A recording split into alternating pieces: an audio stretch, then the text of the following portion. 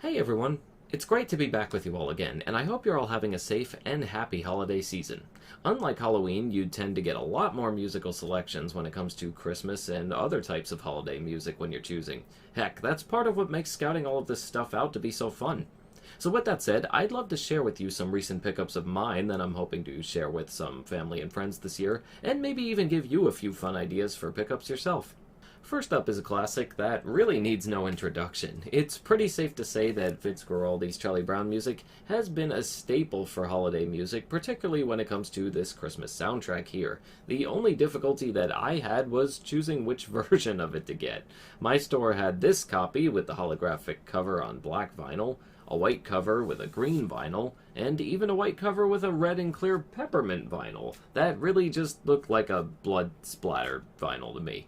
I don't know, maybe I've just seen too many metal album covers. In the end, I thought that this would be the one to catch more eyes and be easier to spot on the shelf when I'm looking for it. It's simply a must-have, whether you like the cartoon or not. Next up is another holiday classic in the form of Bing Crosby himself. Yes, aside from Perry Como, I'd say Bing Crosby's Christmas music was always played the most in my house growing up, and he's pretty much been an important part of the holidays for me ever since. I was very fortunate to find this one, and I can't wait to give it a spin, as this will be the first time I have ever heard these songs on vinyl before, while the rest have always been on CDs up to this point, so I can't wait. Following this is a compilation that I happened to come across while I was working, only to realize it hadn't been moved to the holiday section like it was supposed to just yet. This one here, Jingle Bell Jazz, is actually a compilation with multiple artists ranging from Miles Davis and the Dave Brubeck Quartet, all the way to Duke Ellington and Herbie Hancock. This is also not the first way this album has been issued before. If you look at this picture on the back here, you see it right there, you'll see that this was actually the original cover of the album before it had this reissued one here with the snow backdrop. The main difference, as the back of the sleeve describes here, is Herbie Hancock's Deck the Halls replacing the Dukes of Dixieland's Frosty the Snowman. Truth be told, I think I prefer Herbie Hancock's contribution in this case anyway, so I'm happy with it. I did not expect to find this one before, and was really thrilled that I did. Another one that I cannot wait to give a spin. Now we've got two releases from the same group, one of which just finally came out this year, and that would be the Trans-Siberian Orchestra with Christmas Eve and Other Stories. I am very surprised it took until this year to finally see this album come to vinyl, but I'm very glad it did. While Christmas Eve, Sarajevo 1224 is still a popular track, I've come to appreciate a lot of the other songs over the years, like A Mad Russian's Christmas, First Snow, and even the jazzier numbers like Good King Joy.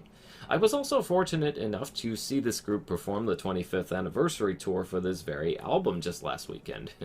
With that being the second time I got to see them on tour, I can once again say that they are still well worth it, and I still have no idea how they can get so many fireworks going off in a closed building like that. It's good stuff. I'll also show you the inside artwork in the gatefold here. That is some very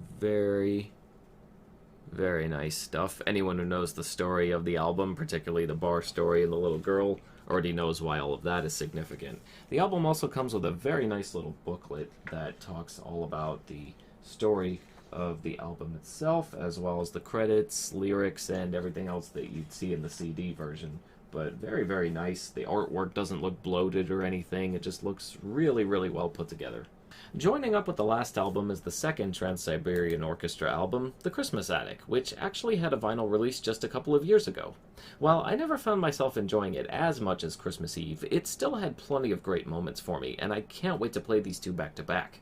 Now we're just waiting on the Lost Christmas Eve to complete that trilogy. Come on, Wizards in Winter! It only gets more obscure and unexpected from here, folks. Next up is a Christmas album from the most unexpected of places. Punk rock legend's Bad Religion? Yes, it's true, and this is one of the first pressings of it from back in 2013 when it first came out. Unlike the new color variants you see put out for it now, these old black vinyl pressings also came with CD copies of the album. Joy!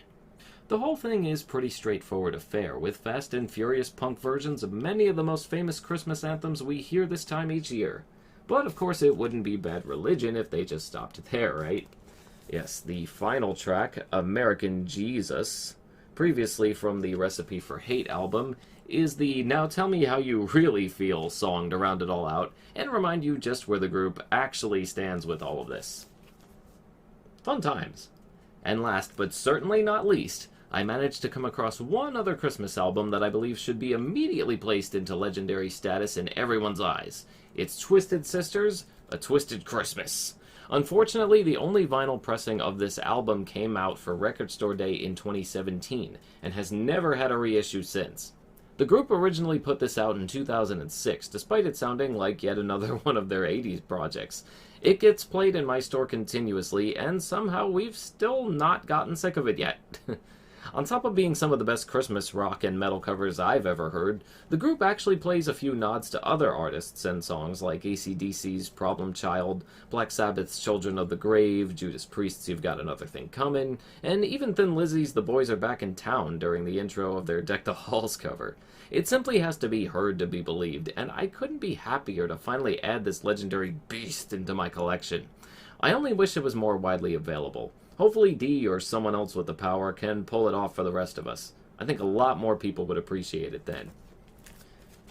And of course, before we go, let's take a look at that green vinyl. That is very nice looking stuff. Very green, very translucent, very, very cool. And that's going to do it for all my pickups this time, folks. How about you? Did you pick up anything nice for the holidays? What music will you be listening to this year, even if it's not holiday related? Let me know your thoughts in the comments below. Until next time, be merry, safe, and happy this holiday season. Take care.